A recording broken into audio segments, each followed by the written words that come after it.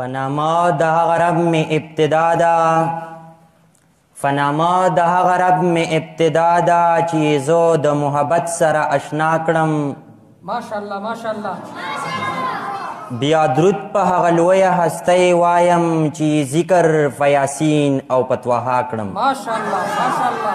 په سټیج باندې ناستو د اشاعت توحید و سنه علماء اعظامو، مفتیان حضرات صاحبان او زما مخې ته ناستو زما د علم همسفر ملګرو ګلالو زلمو، السلام علیکم ورحمت الله وبرکاتو.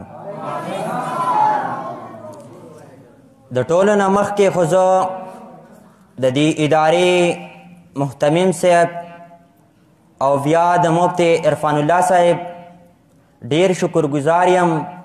د هغوی ستاینه کوم چې مونږ له په دې بزم کې څه وخت راکړو او مونږ یې د څه ویلو جوګه کړو، نو د هغوی ډېر شکرګزار یم، د هغوی ستاینه کوم.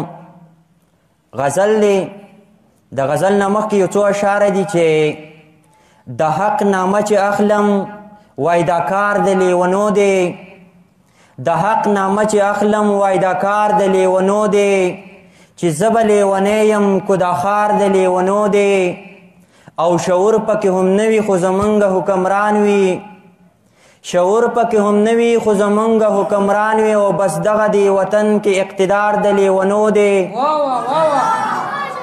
او په یو دوه نه پوهېږو چې قانون به یې لاسي وي، په یو دوه نه پوهېږو چې قانون به یې لاسي وي، په یو دوه نه پوهېږو چې قانون به یې لاسي وي، دی وطن کې اقتدار د لیونو دی. ماشاءالله ماشاءالله.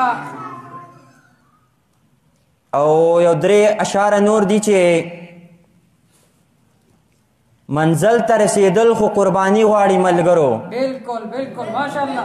منزل ته رسیدل خو قرباني غواړي ملګرو، اوچته حوصله د غزنوي غواړي ملګرو. ماشاءالله ماشاءالله. او نن څوک به د خپل دین د پاره سرو غرمو ته څملي، نن څوک به د خپل دین د پاره سرو غرمو ته څملي، بلال غوندې جذبه هم ایماني غواړي ملګرو. ماشاءالله سبحان الله سبحان الله. او یو غږ د شیخ طویل او یو غږ د مفتی منیر مشازلمی غواړي ملګرو. ماشاءالله ماشاءالله. غزل دی چې د غزل عنوان دی د درد څړیکا. ماشاءالله.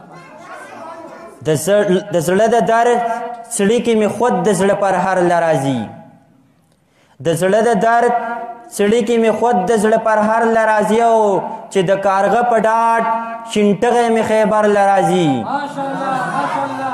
او ته په تورخم د بیلتانه دروازې ودروه، خو ته په تورخم د بیلتانه دروازې ودروه، خو زه به کابل لزم هغه به پېښور لرازي. ماشاءالله ماشاءالله. او چې د هندو بچې هندو ته ورتر غاړه وځي، چې د هندو بچې هندو ته ورتر غاړه وځي، په داسې وخت کې نظریه د سړي سر لرازي. او د پسرلو وطن ته هسې لیونی شوي خانه، د پسرلو وطن ته هسې لیونی شوي خانه، ستا په شان ډېر دلته په دې غرض چکر لرازي. او چې دیدن حرس د یار پکې شامله نه وي، چې دیدن حرس د یار پکې شامله نه وي، څوک لیونی دي چې ګورګورو له دې غر لرازي. او اخرنۍ مقطع ده مفتی صاحب چې د سیار په عقیده نه وي نو نه دی راځي، چې د سیار په عقیده نه وي نو نه دی راځي، چې د سیار خوا د زحمت کوي او غر لرازي. د وخت راکولو ډېره مننه.